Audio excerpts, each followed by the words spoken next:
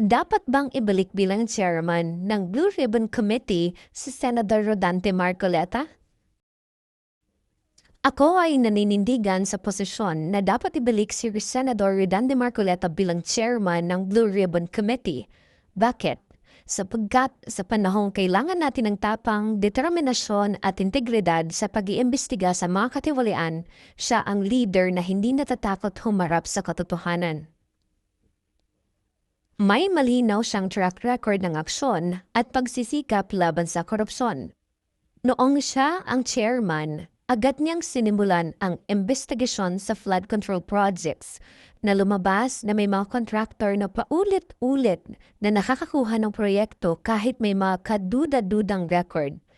Mismong si Marcoleta ang nagsabi, "We cannot allow the same people to profit from calamity and incompetence."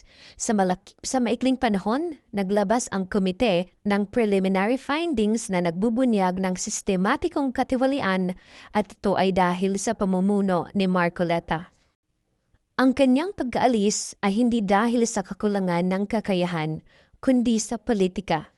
Sinasabi ng ilan na kaya siya inalis ay dahil hindi siya miyembro ng majority bloc.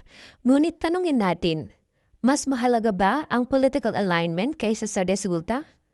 Ang Blue Ribbon Committee ay hindi dapat kontrolado ng politika.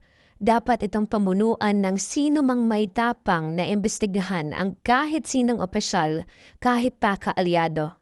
At iyon ang ipinakita ni Marcoleta, hindi siya natatakot kahit kanino. May kakayahan siyang tapusin ang nasimulan at may momentum na. Tuloy-tuloy ang mga isyu sa flood control, overpriced contracts, at mga proyekto na hindi natatapos. Kung papalitan na naman ng bagong chairman, mawawala ang continuity ng investigasyon.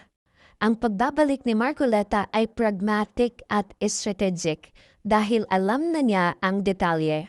Alam na niya ang direksyon. Bakit pa tayo mag-uumpisa ulit kung meron naman ng taong nakakaalam sa buong larawan? Sa dulo, ang tunay na tanong ay, sino ang kayang magsagawa ng tapat, agresibo at epektibong investigasyon para sa interes ng bayan? At ang sagot ay malinaw, si Senador Rodante Marcoleta.